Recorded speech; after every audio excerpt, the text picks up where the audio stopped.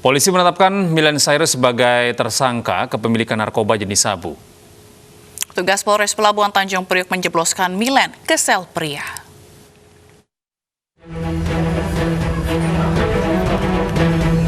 Polisi menetapkan selebgram Millen Cyrus sebagai tersangka narkoba.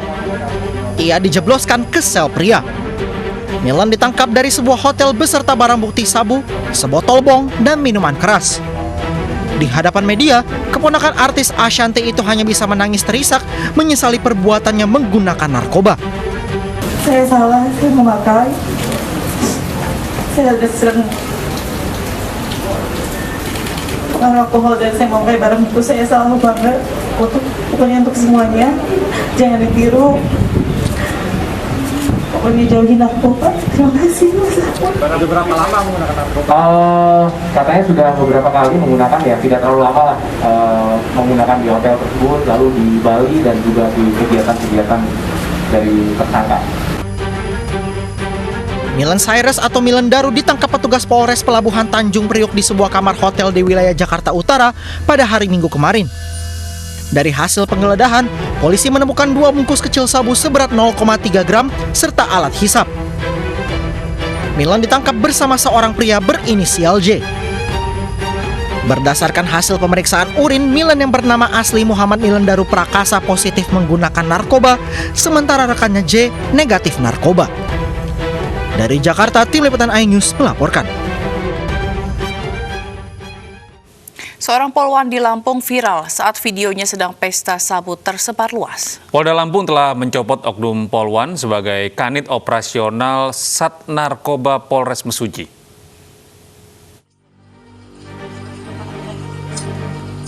Jagad media sosial digegerkan dengan sebuah rekaman video berdurasi 58 detik saat memperlihatkan 2 orang wanita sedang berpesta sabu.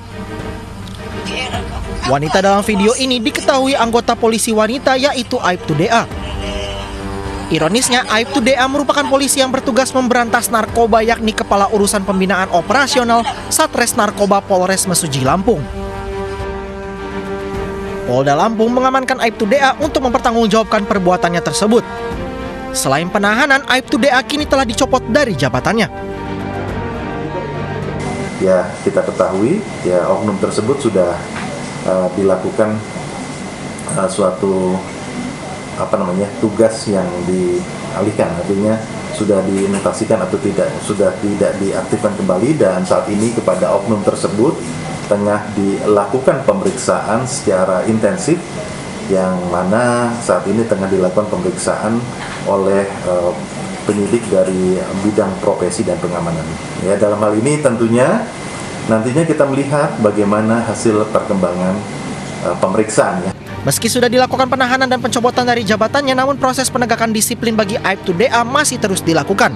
Jika terbukti bersalah dan melakukan pelanggaran berat, Aibtu DA terancam dikenai sanksi kode etik hingga pemecatan dari anggota kepolisian, bahkan terancam menjalani hukuman kurungan penjara. Dari Bandar Lampung, Andres Afandi, iNews melaporkan. Setelah buron 6 hari, pelaku pembunuhan seorang pengemudi ojek online di Pangkal Pinang, Bangka Belitung ditangkap. Terungkap motif pelaku membunuh korban karena ingin menguasai harta korban.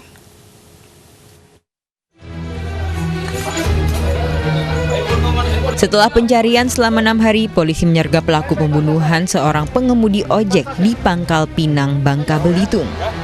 Pelaku ditangkap di rumah keluarganya di Dusun Talang Batin, Kecamatan Padamaran Timur, Kabupaten Ogan Komeler Ilir, Sumatera Selatan.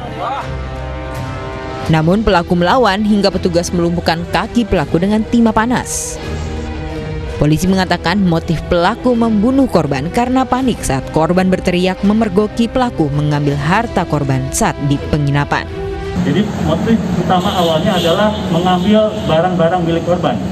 Karena hal itu diketahui oleh korban kemudian berteriak minta tolong, sehingga tersangka panik dan menggunakan sarana yang ada berupa bantal menyekap mulut korban sambil menekan dada korban dengan menggunakan dengkul dan kaki secara kuat dan berulang kali. Dengan dasar itulah korban meninggal dunia karena kehilangan nafas dan kerusakan tulang rusuk yang patah pada sekitar dada. Kasus ini terungkap saat warga menemukan jenazah perempuan yang terbungkus dalam karung di belakang sebuah penginapan di Pangkal Pinang pada 13 November lalu. Ternyata korban dibunuh oleh pelaku pada 10 November. Keduanya berkenalan melalui aplikasi chat lalu memutuskan untuk menginap bersama. Pelaku bahkan menjual ponsel dan motor korban untuk membeli narkoba jenis sabu. Atas perbuatan pelaku terancam 15 tahun penjara atas pencurian dengan kekerasan yang mengakibatkan korbannya meninggal dunia. Dari Pangkal Pinang, Bangka Belitung, Haryanto, iNews melaporkan. Sebuah minibus berpenumpang 12 orang terjatuh ke jurang sedalam 5 meter. 5 penumpang terluka.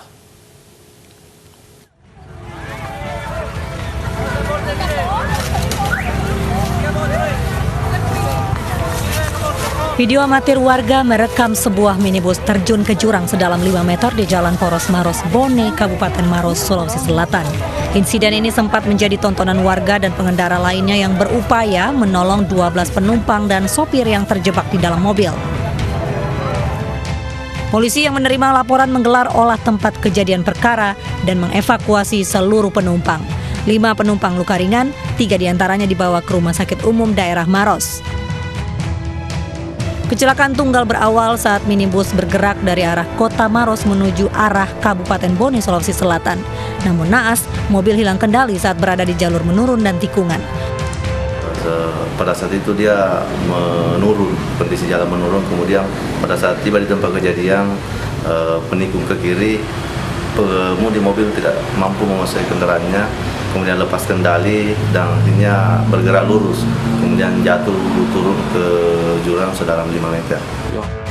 Polisi mengimbau masyarakat yang melintas di jalur Poros Maros Bone untuk selalu berhati-hati karena jalanan yang sempit dan curam. Dari Kabupaten Maros, Sulawesi Selatan, Wahyu Ruslan, iNews melaporkan. 30 rumah warga di Lombok Timur, Nusa Tenggara Barat rusak setelah diterjang angin kencang disertai hujan deras. Petugas masih mendata kerusakan yang dialami oleh warga.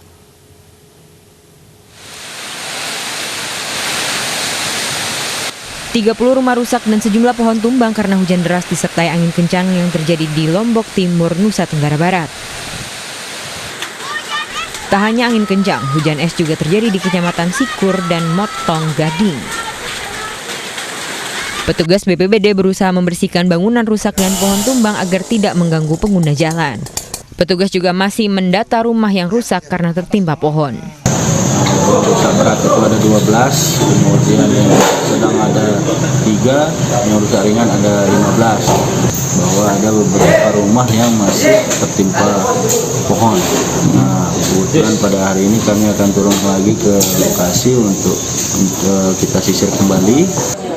Pemda setempat telah mengirimkan bantuan berupa bahan pokok, selimut, hingga obat-obatan untuk para korban. Dari Lombok Timur, Nusa Tenggara Barat, Ramli Nurawang, iNews melaporkan. Hujan deras mengakibatkan tebing setinggi 25 meter di Kabupaten Blitar, Jawa Timur, longsor dan menimpa rumah warga. 4 penghuni rumah selamat meski sempat tertimbun longsor.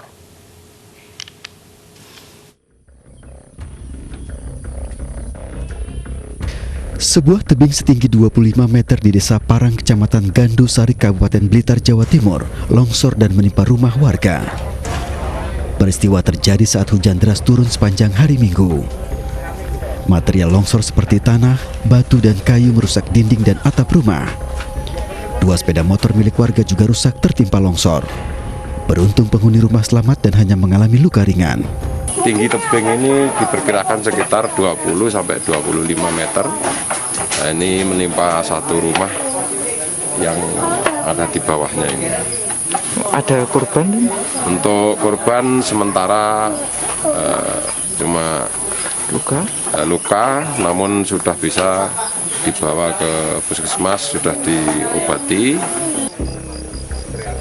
Pasca kejadian, warga dibantu aparat setempat mengevakuasi material longsor yang menimbun beberapa bagian rumah.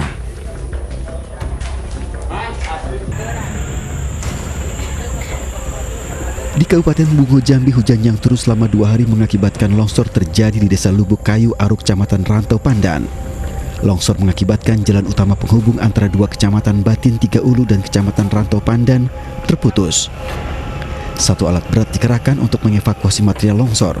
Kemungkinan hujan dari tadi malam, kemungkinan tadi malam.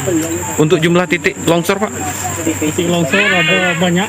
Tadi kita lihat di depan sana, kemudian sampai ke Muara Buak ada longsor. Akibat longsor, sejumlah kendaraan roda 4 maupun truk tidak dapat melintas hingga material longsor selesai dievakuasi. Longsor juga memutus aliran listrik akibat tertimpa pohon besar tumbang saat terbawa longsor. Dari Blitar, Jawa Timur dan Bungo, Jambi, tim liputan kontributor iNews melaporkan. Intensitas hujan yang tinggi di sejumlah wilayah di Aceh membuat rumah warga dan lahan pertanian terendam banjir. Banjir juga menutup jalan dengan ketinggian air mencapai 50 cm.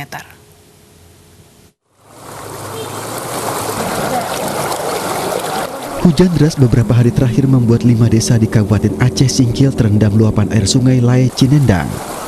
Ketinggian air capai 50 cm ini memaksa warga pindah ke rumah kerabat terdekat dan lokasi yang lebih tinggi. Luapan sungai ini juga membuat arus jalan antar kabupaten lumpuh. Sementara itu, intensitas hujan yang tinggi di kota Subulus Salam juga membuat rumah warga terendam.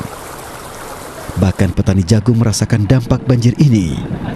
Tanaman jagung mereka terancam gagal panen akibat terendam banjir. Para petani kita yang baru-baru ini kita salurkan bantuan dari bibit jagung pioner dari APBN yang baru seminggu aja ditanam, ternyata kena dampak banjir. Jumlah warga terdampak serta luas lahan pertanian dan perkebunan terdampak banjir masih didata, sehingga nanti dapat diupayakan untuk diberikan bantuan. Banjir ini merupakan banjir tahunan saat musim penghujan tiba, terutama di Kecamatan Rundeng kerap dilanda banjir. Warga diimbau untuk waspada jika ketinggian air masih meningkat dalam beberapa hari ke depan. Dari Aceh, Ropi Mahendra, iNews melaporkan. Seekor ular piton ditemukan di plafon atap rumah warga di Kelurahan Deman, Jepara, Jawa Tengah. Ular berhasil dievakuasi setelah petugas pemadam kebakaran Kabupaten Jepara tiba di lokasi.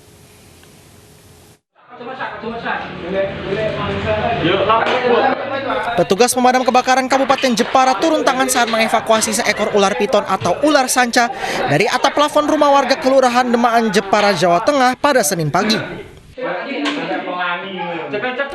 Petugas terpaksa merusak atap plafon agar ular mudah diturunkan. Keberadaan ular sanca ini diketahui pertama kali oleh pemilik rumah saat akan menunaikan ibadah salat subuh. Pemilik rumah terkejut melihat tubuh ular mulai merangkak naik ke atap plafon melalui dinding dapur. Sekitar jam berapa tadi, Bu? Saya lihatnya jam 4 tadi, Mas. Saya mau sholat subuh. Oh, melihat ularnya gimana tadi pas? Ya, itu nempel di tembok gitu. Di tembok? Nempel di tembok sarok, Mas, itu. Ular sanca ini diduga berasal dari sungai yang tidak jauh dari tempat kejadian. Kehadiran ular di rumah ini dimungkinkan akan mencari mangsa seperti tikus atau ayam. Untuk sementara waktu, ular sanca dipelihara petugas pemadam kebakaran Kabupaten Jepara.